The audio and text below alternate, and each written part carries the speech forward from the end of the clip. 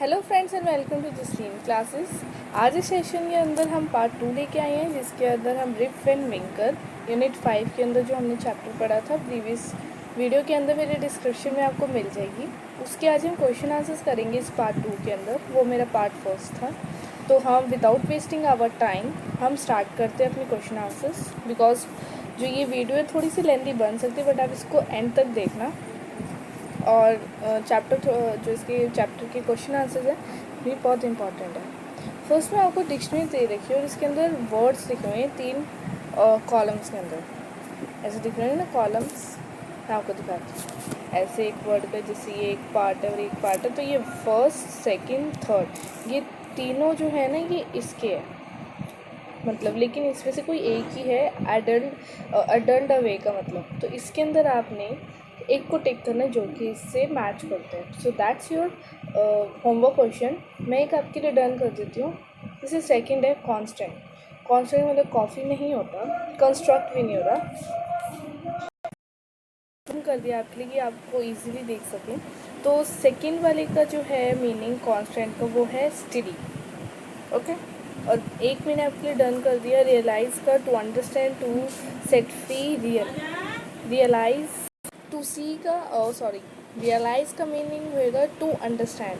Because realise कहते हैं कि अब तुम्हें रियलाइज़ हुआ, अब तुम्हें समझ आया, तो टू बी अंडरस्टैंड होएगा इसका। ठीक है। अब बैरल का भी मैं आपको बता देती हूँ। इसके अंदर 3 मैंने आपको बता देती हूँ।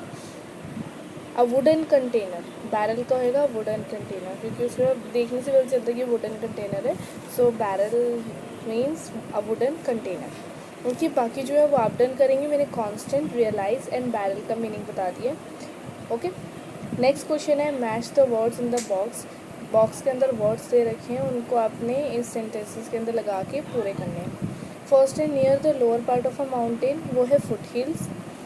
With grey hair grizzles are rubbed gently, stroked, to be very surprised.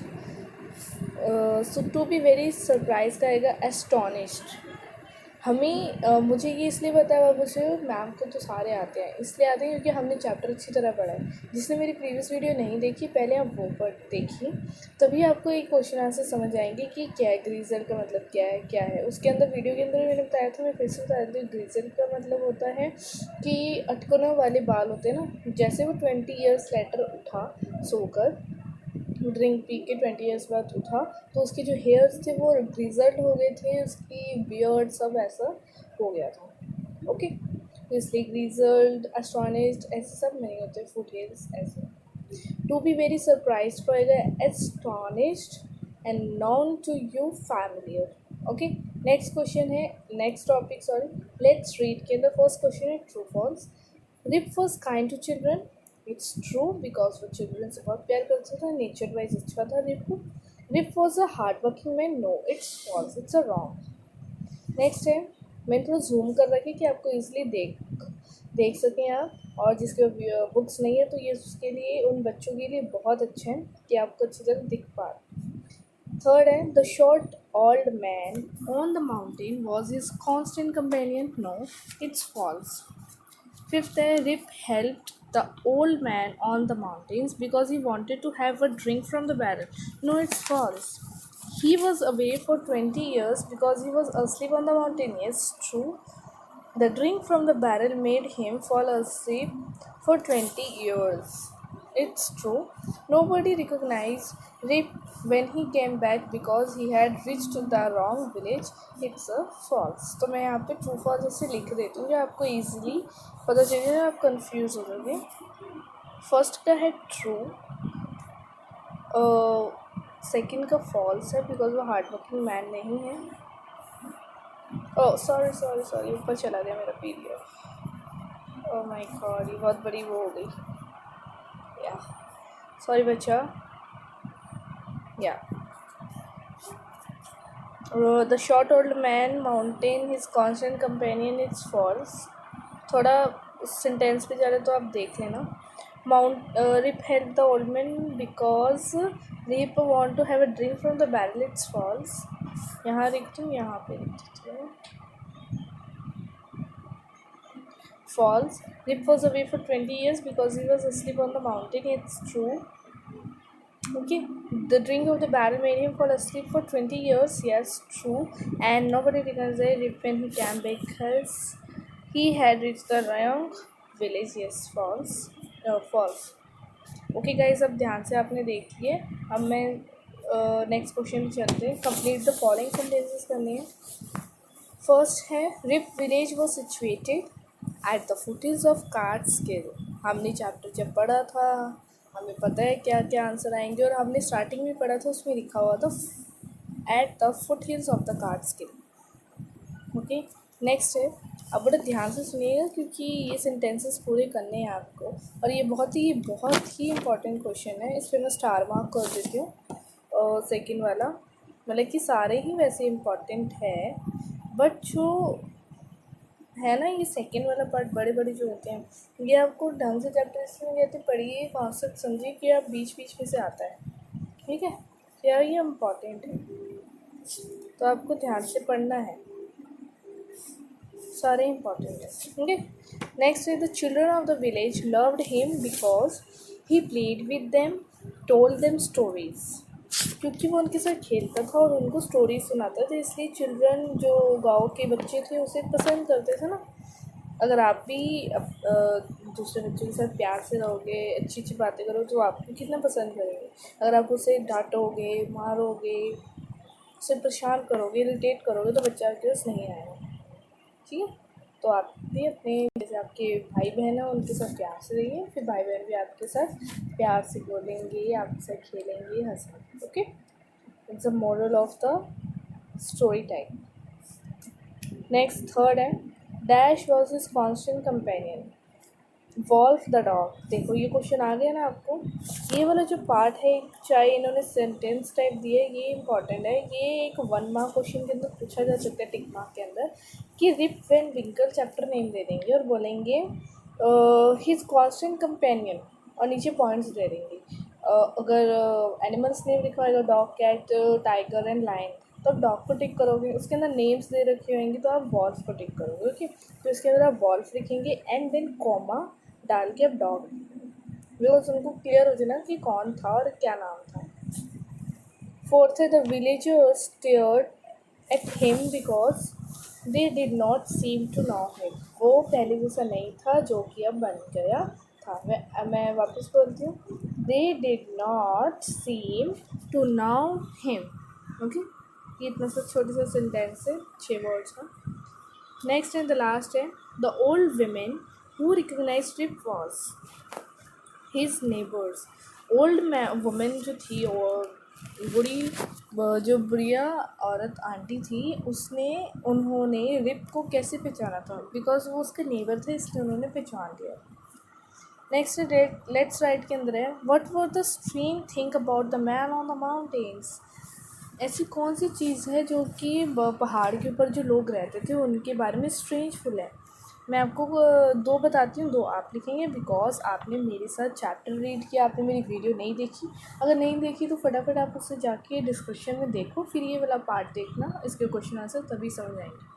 ठीक है, अब 1 से लेकर 10 पे तो जंप करेंगे, या 10 से 1 से, तो 1 से टर्न वाइज चलो सीक्वेंस से, तभी आपको चैप्टर समझ आएगा. भाई ये भी बहुत इंपॉर्टेंट चैप्टर है. ओके, और फटाफट जल्दी से, अगर आपने मेरा सब्सक्राइब नहीं किया चैनल सब्सक्राइब कीजिए, लाइक कीजिए, शेयर कीजिए दूसरे बच्चों के साथ, और कमेंट करना तो बिल्कुल मत भूलिए कि आपको कैसी लगी वीडियो. अगर आप कुछ कमी है वीडियो के अंदर तो आप मुझे बता सकते हैं, मैं उस अपनी गलती को, उस कमी को सुधारूँगी. और हाँ, ग्रे बटन, बेल आइकन का रेड बटन दबाओ और ग्रे बटन को दबाना बिल्कुल मत भूलना, और आपके पास मेरी हर वीडियो की नोटिफिकेशन जल्दी से जल्दी पहुँचेगी. Okay guys, now let's read के अंदर था कि हमें स्ट्रेंजफुल बातें लिखनी थी, तो है फर्स्ट लिख सकते हैं कि हम कि जो माउंटेन के ऊपर लोग थे वो बहुत, they all were dressed the same way. वो एक जैसी ड्रेसेस पहनते थे ना. उनको जो रिप को छोटे छोटे लोग मिले तो वो भी तो एक जैसे ही उन्होंने ड्रेसअप किया हुआ, तो चाहे अलग कलर हो, शेप अलग हो, ड्रेसअप सेम था उनका. नेक्स्ट आप देख सकते हो their faces were very serious. उनके क्योंकि वो 9 पिन एक सुना था ना, हमने पढ़ी थी, 9 पिन गेम खेल रहे थे, तो उसके अंदर सबके फेसेस में सीरियस थे, तो स्ट्रेनफुल टाइप थे ना. तो ये 2 बातें मैंने बताई और बाकी आप बताओगे. और हाँ, वेट, एक और आप बात बता सकते हो, इसके अंदर लिख सकते हो third point, they did not speak. वो बोलते नहीं थे. फिर इसके अंदर तो आया नहीं कि कोई बोल रहा है या something, tell her with him.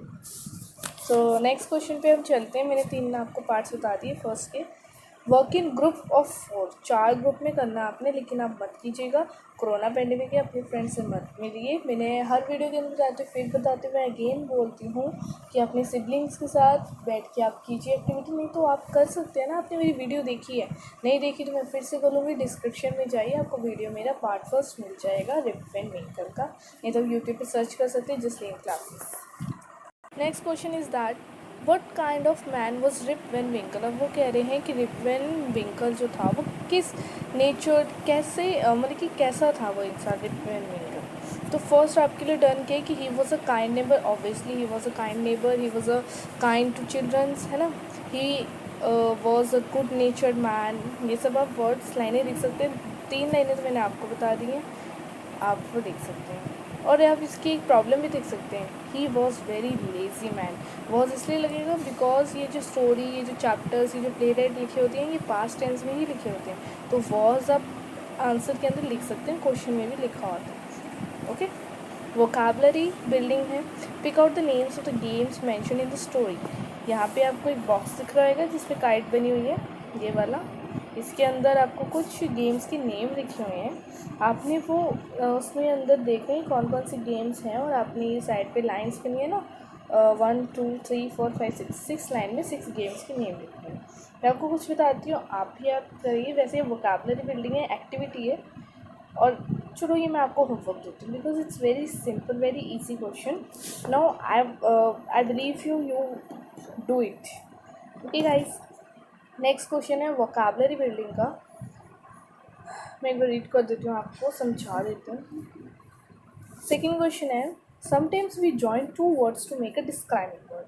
कभी कभार हम ऐसे वर्ड से जुड़ते हैं जो कि वो डिस्क्राइबिंग वर्ड्स कहलाते हैं ना।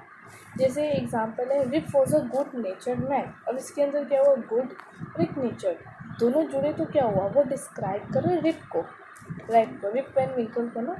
मैंने आपको पिछली बार भी आइसक्रीम मैन ना, उसके अंदर मैंने आपको समझाया था, उसके अंदर डिस्क्राइबिंग वर्ड्स आए थे कि कोई भी ऐसा वर्ड जो कि किसी इंसान या फिर किसी चीज़ को लेकर उसे दर्शाया जाता है, डिस्क्राइब किया जाता है, मुझे डिस्क्राइबिंग वर्ड कहते हैं। जैसे कि एग्जाम्पल यहाँ पे इतना अच्छा दिया कि Rip was a good natured man, कि गुड नेचर को रिप से डिस्क्राइब किया, कि रिप उससे डिस्क्राइब हो रहा है ना। ये बहुत ही सिंपल है टॉपिक, डिस्क्राइबिंग वर्ड, जो कि आप छोटे होते से पढ़ते आ रहे हो, फिर भी मैंने आपको थोड़ा एग्जांपल दे दिया, समझा दिया कि क्या होता है। Here are some more describing words. Use them to complete the given paragraph. अब देखो यहाँ पे long sleeved, high heel, well dressed, odd looking, sweet looking, open mouthed and part time. ये आपको 7 words दे रखे हैं।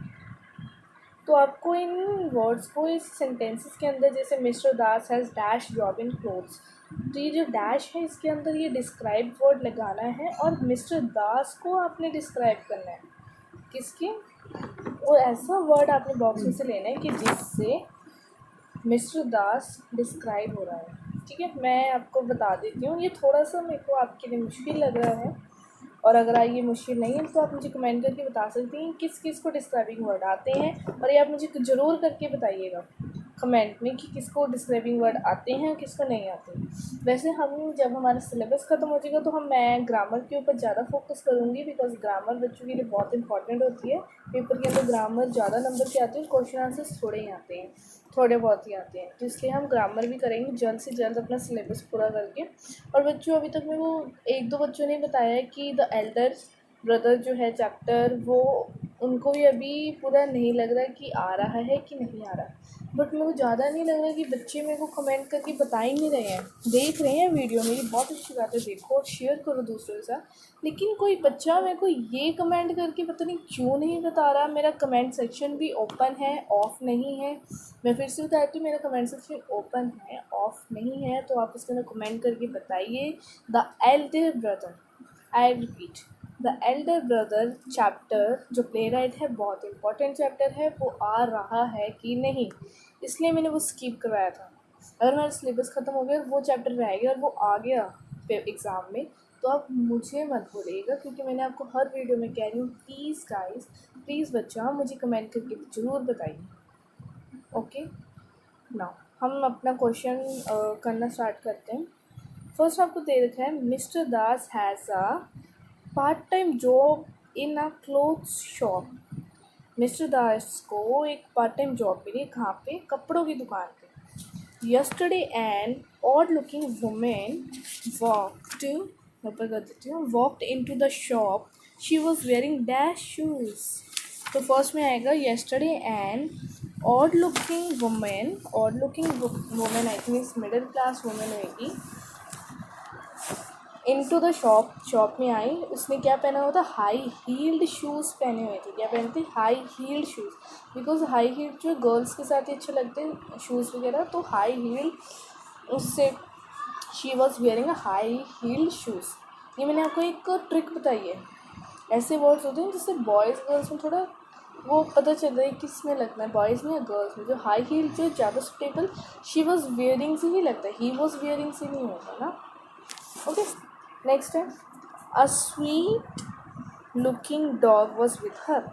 एक छोटा सा डॉगी है, बहुत ही सुंदर है, वो एक गर्ल के साथ है। हर लगा तो उस गर्ल के साथ है। I want a long sleeve shirt for me dog please, for my dog please.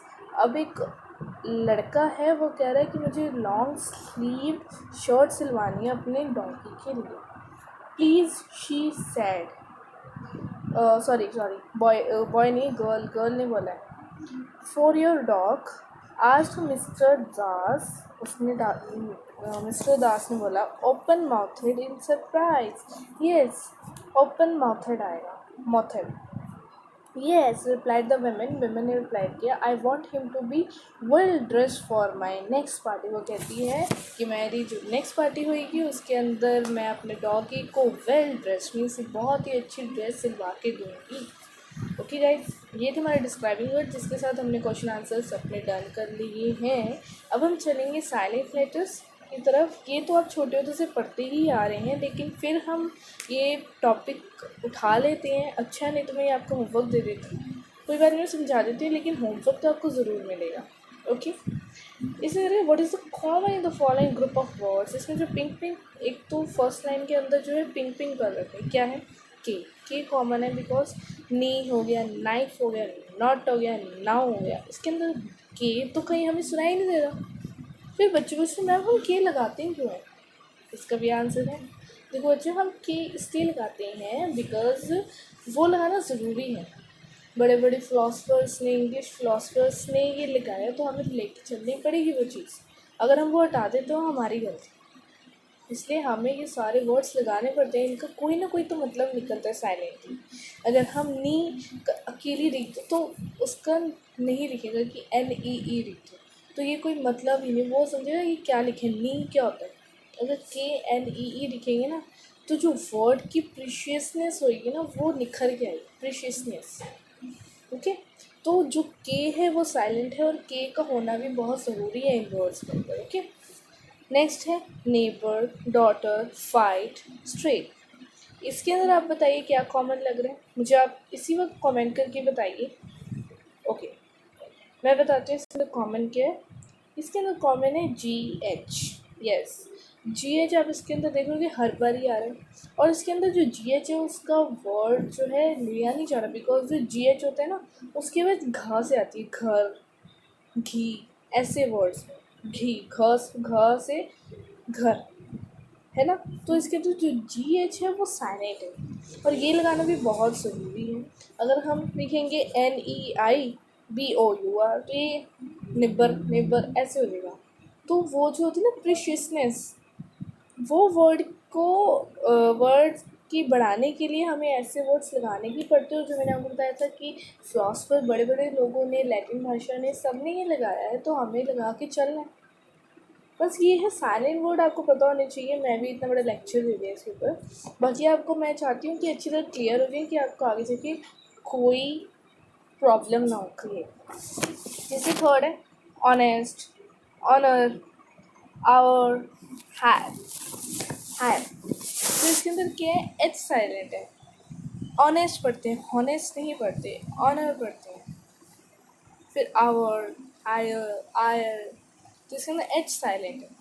बाकी ये try and make more silent words, इसके अंदर है GN8, नेट, टंग, चॉक, विसल। इसके अंदर जो जो वर्ड ये पिंक कलर में आपको कलर कर रहे हैं ना, तो इसके अंदर ये साइलेंट है। इन्हीं साइलेंट वर्ड्स को लगा के आपने कुछ वर्ड्स बनाने हैं, मैं आपको बता देती हूँ। जैसे आप देख सकते हैं GN80 नैट के अंदर फर्स्ट आप देख सकते हैं गनाश, एंड सेकेंड में लिख सकते हैं GHAW, क्या हो गया, नो, है ना। फिर नेक्स्ट है टंग के अंदर vacuum and मोरक्यू।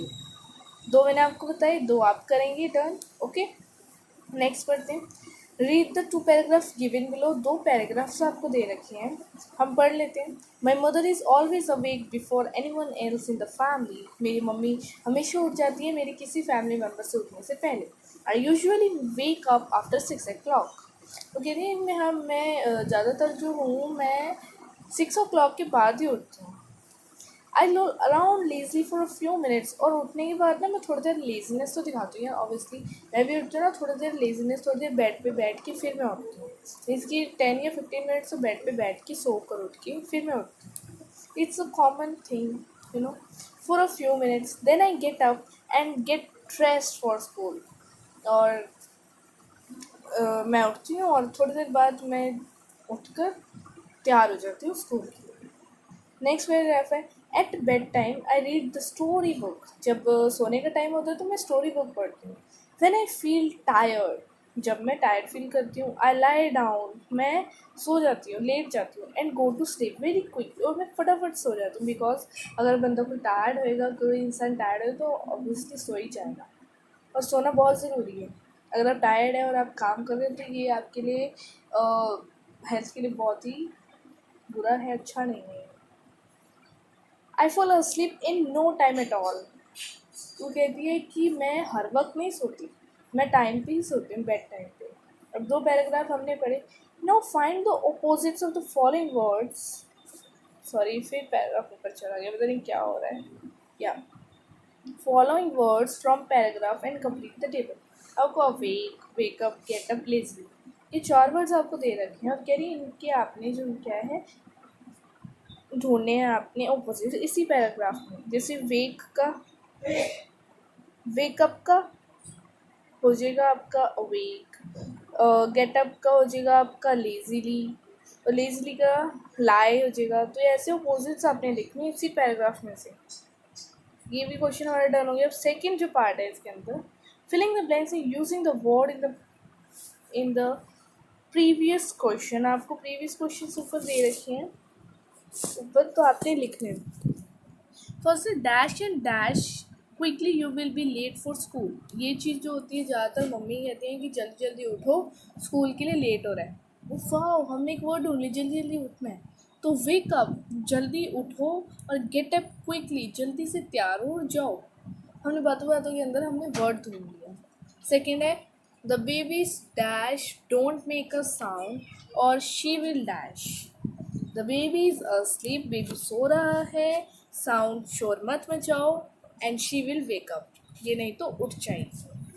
Are you still dash, तुम अभी भी सो रहे हो। You should be get up now or you will not be able to go in the morning. अगर तुम नहीं उठे तो तुम सुबह नहीं जा पाओ। ओके गाइज, तो हमने ये जो सेकंड पार्ट था 4th क्वेश्चन का, हमने ये भी डन कर लिया। अब लेट्स टॉक में चलते हैं। ये एक एक्टिविटी है तो ये आपके ऊपर है, आपने करनी है कि नहीं।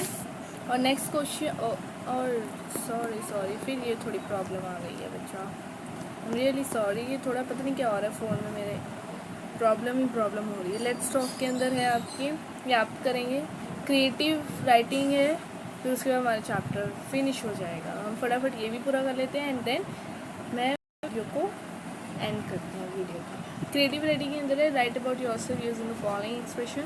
आपको ये कुछ एक्सप्रेशन दे रखे हैं, जैसे always, frequently, usually, often, sometime, rarely. For example एक I always do my work neatly.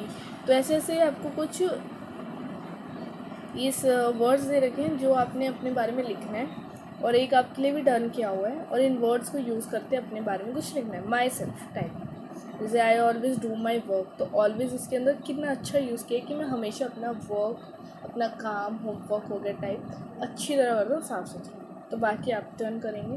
Next है use the following clues.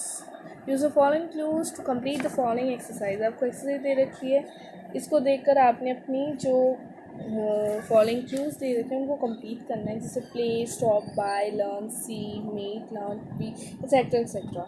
Right 3 new things you have done in the last 3 years। आपने पिछले साल जो एक एक्टिविटीज़ कोई डन करी हो, कुछ करी हो, तो वो आपने लिखनी है।